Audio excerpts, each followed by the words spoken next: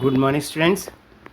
आज हम chapter number 4 linear equation two variables study करने वाले हैं और इंट्रोडक्शन पार्ट में जो भी कंटेंट है उसे हम पहले समझेंगे। उसके बाद रेस्ट ऑफ पार्ट हम वन बाय वन वीडियो में कवर करते जाएंगे। तो बिना टाइम वेस्ट करें चलो स्टूडेंट स्टार्ट करते हैं। पहला question linear equation two variables का क्वेश्चन है students, what is linear equation in two variables? The equation with two variables have one degree in two variables. Any equation which can be put in the form ax plus by plus c equal to 0, where a, b, c are real number, not both 0 is called linear equation two variables. ये हमारे पास इसका definition है। अब इसकी चीज़ों को छोटा छोटा समझते हैं। पहली बात क्या है सर स्टूडेंट्स, 1 डिग्री होना चाहिए। तो देखो अगर आप ax को देखें ध्यान से, अगर आप इसको ax plus by plus c equal to 0 लिखते हैं तो इसमें आपके पास x की पावर 1 है, y की पावर 1 है, इसलिए इसे डिग्री 1 कहा जाता है। और x और y टोटल यहाँ 2 वेरिएबल हैं। कौन कौन से? x और y, इसीलिए इसका नाम हो गया linear equation in two variable. वहाँ a हमारा कोएफिशिएंट है इसका x का, b हमारा कोएफिशिएंट है y का, और c एक कांस्टेंट नंबर है। यहाँ कोई भी आप देखेंगे कोई एक नेचुरल नंबर प्लेस करेगा, ठीक है, नेचुरल नहीं इंटीजर भी हो सकता है बट एक नंबर होगा। उसके बाद तो हमने देखा कि अगर पावर 1 है तो उसे लीनियर इक्वेशन कहा जाता है, क्योंकि यहाँ 2 वेरिएबल है इसलिए लीनियर इक्वेशन 2 वेरिएबल्स होगा। ax plus B Y plus C जो है ये इसका स्टैंडर्ड फॉर्म है। आने वाले जितने भी इक्वेशन आएंगे वो इसके ऊपर बेस्ड होंगे। उसमें हमें a फाइंड करना होगा, b फाइंड करना होगा, c फाइंड करना होगा। और इसके बाद हम देखते हैं नेक्स्ट वाला topic.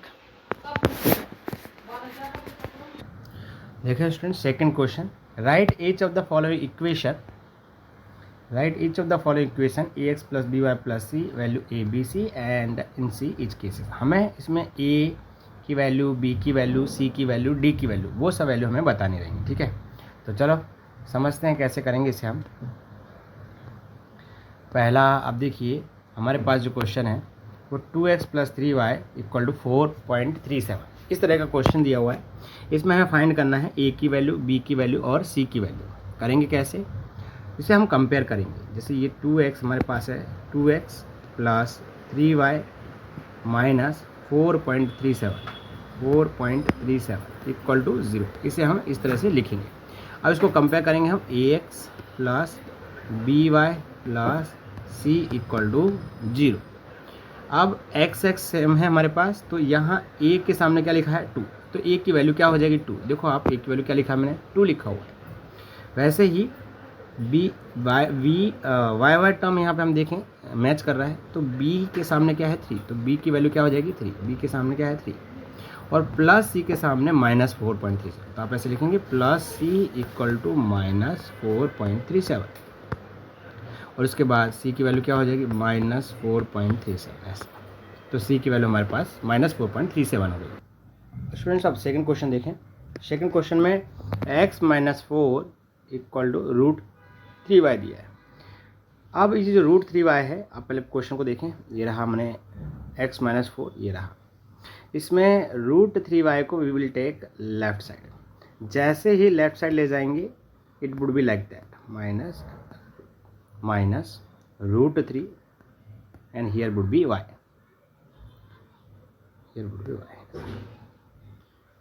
Let me remove this.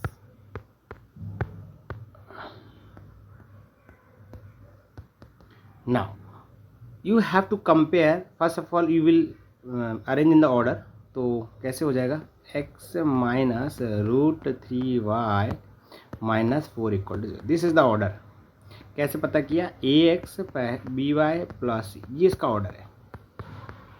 तो b के सामने रूट 3 हो गया, a के सामने कुछ नहीं मतलब 1 होता है, और प्लस c की वैल्यू क्या हो गई माइनस 4, तो प्लस c की वैल्यू माइनस 4.37 एंड b की वैल्यू अगर आप देखें तो यहाँ सॉरी हमने इक्वेशन में कुछ रॉन्ग लिखा लगता है, नो सही है। This is we will do that one only, let me erase this.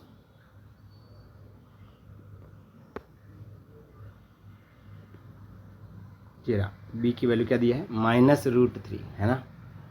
फिर इसे थोड़ा समझते हैं, गलती करती है हमने, इसको थोड़ा सा इरेज करते हैं, कोशिश करते हैं। ठीक है,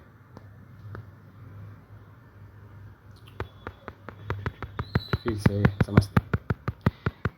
ये रहा क्वेश्चन हमारा, ये है एक्स, ये वाला हमारा क्वेश्चन x -√3y -4 हो जाएगा। ठीक है, तो इसे हम लोग इस तरह से कर सकते हैं, कंपेयर करेंगे तो ax plus by plus c = 0। तो c की वैल्यू -4 ये रही, b की वैल्यू -√3 ये रही, और a की वैल्यू 1 ये रही। तो इस तरह से हम इसका सॉल्यूशन देख सकते हैं। नाउ थर्ड वाला 5x - 3y, अब 4 जो है वो it will go right side, तो राइट साइड जाएगा तो कुछ ऐसे हो जाएगा 5x - 3y। इसको कंपेयर करेंगे किसके साथ, ax plus by plus c = 0।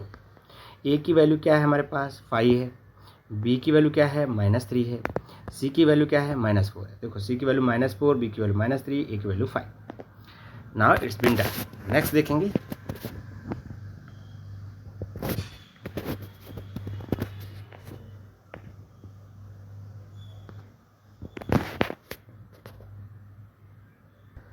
Students इसे ऐसे भी लिख सकते थे, क्या मतलब 4 = 5x - 3y है। जब ये वाला टर्म पूरा इधर ले जाएं, कौन सा वाला, राइट वाला, अगर आप ये वाला जो टर्म है राइट वाला उसको आप लेफ्ट साइड ले जाएं तो क्या हो जाएगा 4 - 5x प्लस 3y = 0। और अरेंज करेंगे ऑर्डर में, तो पहले ये लिखेंगे, बाद में ये लिखेंगे, और बाद में ये लिखेंगे। तो देखो ये लिखा हुआ है, तो दूसरे केस में हमारे पास ये वैल्यू भी आ सकती है। तो दोनों ही तरह से सही है ना, हम दोनों तरह से कर सकते हैं। अब थर्ड देखेंगे इसके बाद वाला, फोर्थ वाला question, 2x = y, y term will go left side, so it would B 2x - y = 0। c term है नहीं, इसलिए c की वैल्यू क्या हो जाएगी 0। जब कंपेयर करेंगे तो c की वैल्यू 0, इसे हम कंपेयर किससे कर रहे हैं, ax plus by plus c = 0। a की वैल्यू क्या है 2 लिखा, b की वैल्यू, v के सामने क्या है -1, c की value 0। This type we can form the questions.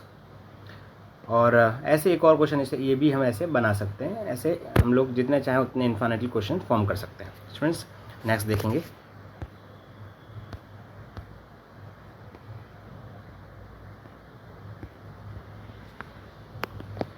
Next वाले क्वेश्चन में हमें write each of the following as an equation 2 variables, हमें इक्वेशन ऑफ 2 वेरिएबल्स में फॉर्म करना है। समझते हैं कैसे करेंगे। पहला क्वेश्चन देखो, x = -5 दिया हुआ है और मुझे इस तरह के फॉर्म में से लिखना है। लिखेंगे कैसे स्टूडेंट्स, पहले x = -5 हमारे पास क्वेश्चन है। अब इस टर्म को हम लेफ्ट साइड ले जाएं तो x प्लस 5 = 0 है। अब इसको कंपेयर करें हम लोग, ax plus by plus c के साथ = 0। तो a की वैल्यू आपको यहाँ पे कैसे पता चला, ये a की वैल्यू यहाँ 1 है, हम मैच करेंगे, x यहाँ है, x यहाँ है, तो x के पहले a है और यहाँ x के पहले कुछ नहीं, मतलब a की वैल्यू क्या हो गई 1 हो गई। लेकिन हमें तो बनाते इस फॉर्म में है हमें, तो हम कैसे लिख रहे हैं, देखो जो टर्म नहीं होता, मतलब कौन सा टर्म नहीं है y, तो y टर्म को 0 माना जाता है। वैसे क्या होता है ax प्लस by, तो यहाँ मैंने क्या किया, b की जगह 0 रखना है, और फिर जो कॉन्स्टेंट टर्म है हमारे पास -5, उसको हमें वापस लिख दे रहे हैं +5, क्योंकि ये इस साइड आ गया तो +5 ये रहा, yx ये रहा। तो अब ध्यान से देखिए, सिर्फ ये टर्म को हमने ऐड किया हुआ है, +0y, मतलब जो टर्म नहीं होता है उसे हमें 0 × y, मतलब अगर यहाँ हमारे पास x होता तो हम 0y लिखते। नेक्स्ट वाले क्वेश्चन को देखेंगे, y = 2, तो y = 2 को हम कैसे लिख सकते हैं, हम लिख सकते हैं y - 2 = 0। कंपेयर करने उतरेंगे तो ax plus by plus c = 0। क्या मतलब, c की वैल्यू तो -2 है, y का वैल्यू यहाँ 1 है, कौन सा टर्म नहीं है ax, मतलब अब जब हम लिखेंगे तो हम इसे लिखेंगे 0 × x, 0 × x लिखा जाएगा, 0 × x, 0 × x कर देते हैं, 0 × x प्लस 1y -2 = 0। तो ये है स्टूडेंट्स, इस तरह से हम इसको लिख सकते हैं। नेक्स्ट देखेंगे, क्वेश्चन नंबर हमारे पास 3 है, 2x = 3, तो इसे हम कैसे लिख सकते हैं, ऐसे लिख सकते हैं 2x - 3 = 0। ठीक है, इसका मतलब कंपेयर करेंगे तो ax plus by plus c = 0।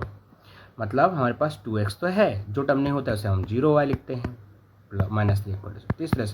ऐसे ही स्टूडेंट्स 4 कर दिया गया है। आई होप स्टूडेंट्स आपको समझ में आ गया होगा। तो नेक्स्ट करेंगे आप।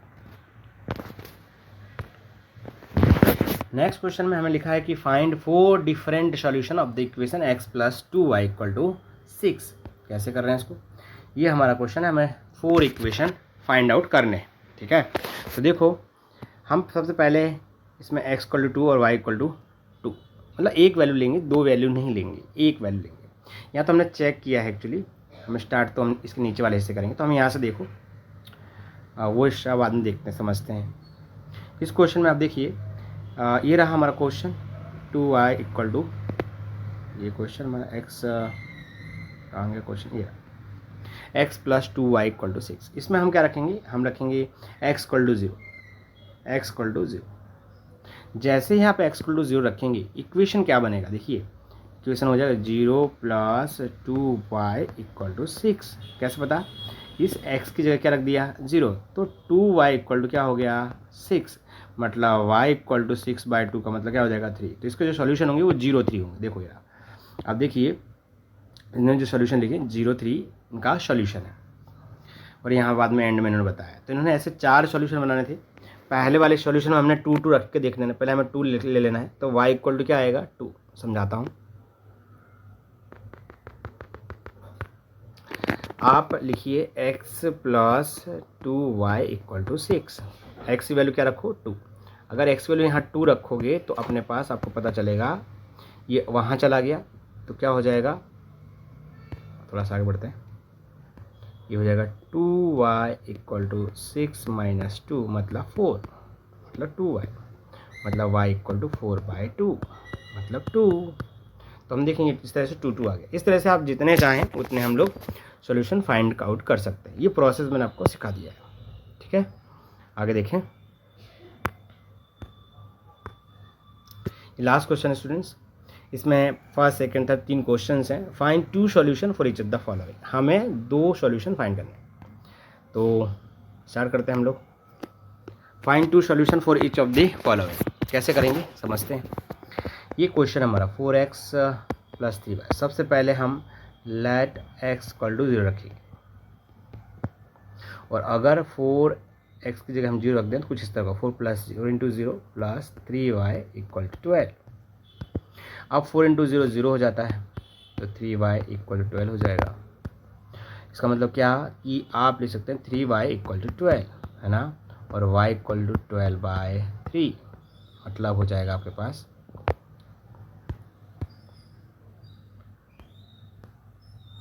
3 4 = 12। तो अब देखेंगे y की वैल्यू क्या आ रही, 4 आए। तो सॉल्यूशन क्या हो गए हमारे पास, सॉल्यूशन हो गए हमारे पास, क्योंकि हमने x की वैल्यू 0 रखी थी, तो 0 4 इसकी सॉल्यूशन हो गई फर्स्ट वन के लिए। ठीक है, तो ये हमने एक सॉल्यूशन फाइंड आउट किया। अब समझते दूसरा।